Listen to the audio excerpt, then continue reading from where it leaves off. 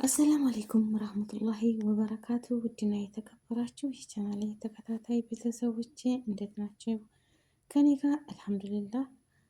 በያላችሁበት ዓለም ዳርቻ ሰላማችሁ ብዙ ትትረፍ ይበልልኝ። ሰላም ለሀገራችን፣ ሰላም ለሕዝባችን ይሁን እላለሁኝ ውዶቼ።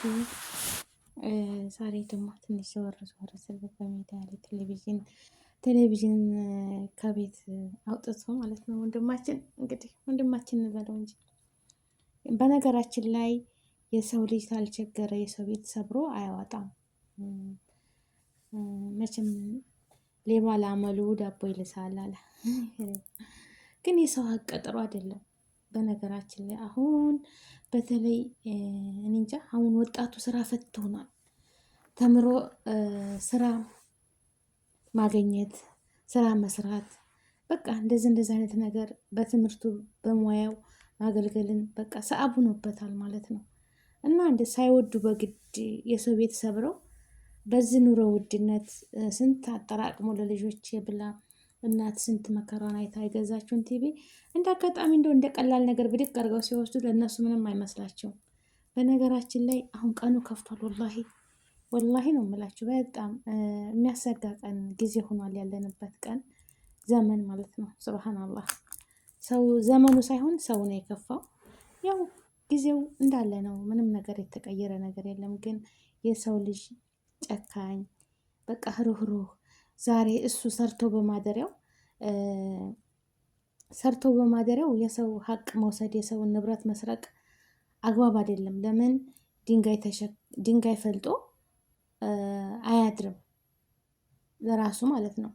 ግን አስቡት እንግዲህ ሌባ በጣም አስነዋሪ ነው። የሰው ሀቅ መስረቅ ነውር ነው። ደግሞ አንዳንዴ የታስበው ህዝቡ እንደዚህ ለሰው መቀጣጫ ተማደርግ አደባባይ ላይ አውጥተው ለህግ በቃ ተሰርቆ የለ ለምን ሚዲያ ላይ ለምን ማውጣት አስፈለገ?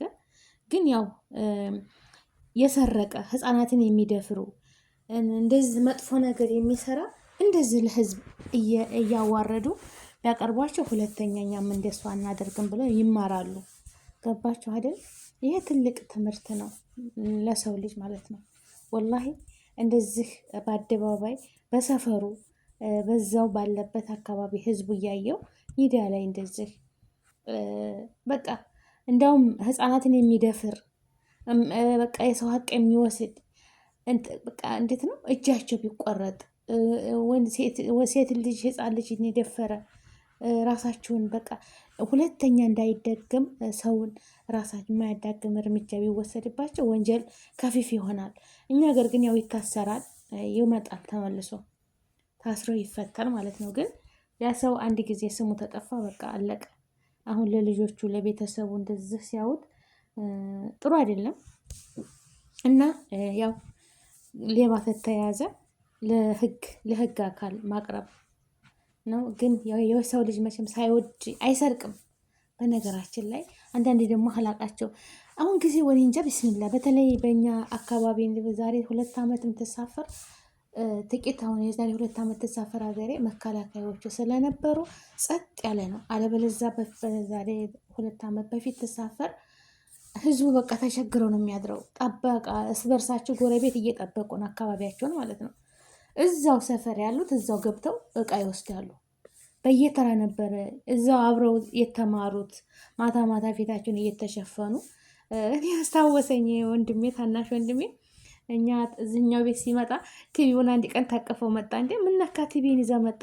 ተነሬ ሲበሩ ወላሂ ላዚም ይዞት መጣ ማለት ነው ቤት።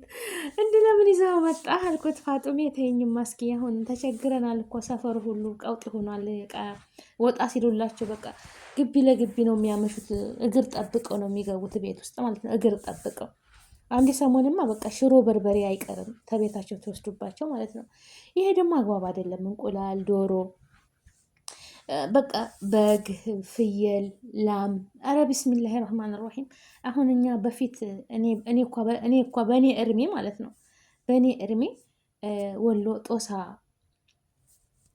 እዛ ነበር ላሞች በሮች የሚኖሩት። ወላሂ ጦሳ እዛ ተራራው ላይ ጦሳ ላይ ጫካ ነው፣ እዛ ይኖራሉ። ወላሂ በሮቹ የሚመጡት ገራዶ እርሻ ለእርሻ ሲደርስ በቆሎ ጤፍ ምናምን ሊዘሩ ሲሉ በሮቹ ይመጣሉ። የአያቴ ወላሂ እኔ አያቴ ጋር ነበርኩኝና እዛ እያየሁኝ ላሞች ደግሞ ሊወልዱ ሲሉ ሄደው በየሳምንቱ በየ3 ቀኑ ቼክ ያደርጓቸዋል። እዛ እየተራ ወላሂ ነው የምላችሁ። እዛ መቼም የገራዶ ሰው ካላችሁ ኮሜንት ላይ ያስቀምጡልኝ።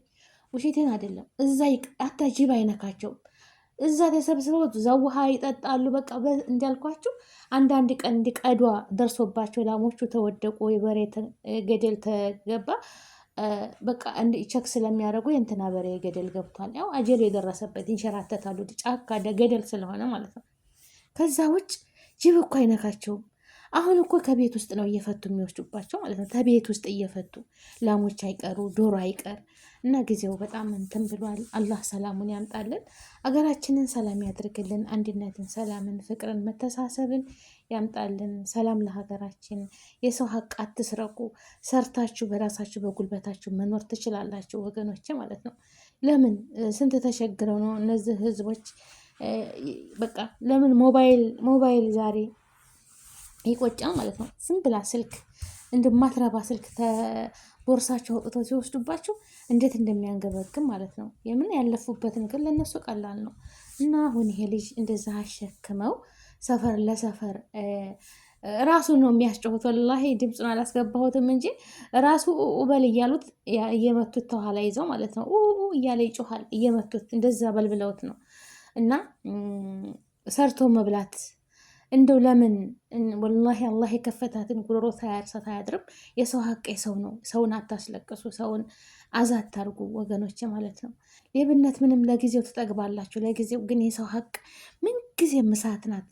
ምንጊዜ ምሳት ነው። የሰው ሀቅ የሰው ነው፣ ለማንም አይሆንም። እና አላህ ሰርታችሁ ጉልበታችሁን ገና ወጣት ልጅ ነህ ምንም ሰርተ ብዙ ነገር እንኳን ለራስ ለሌላ ሰዎች የምትተርፍ ልጅ ነህ ማለት ነው። እና አላህዬ ሰርተው የሚጠቀሙት ያድርገን። አገራችንን ኢቶን ሰላሟን ይመልስልን።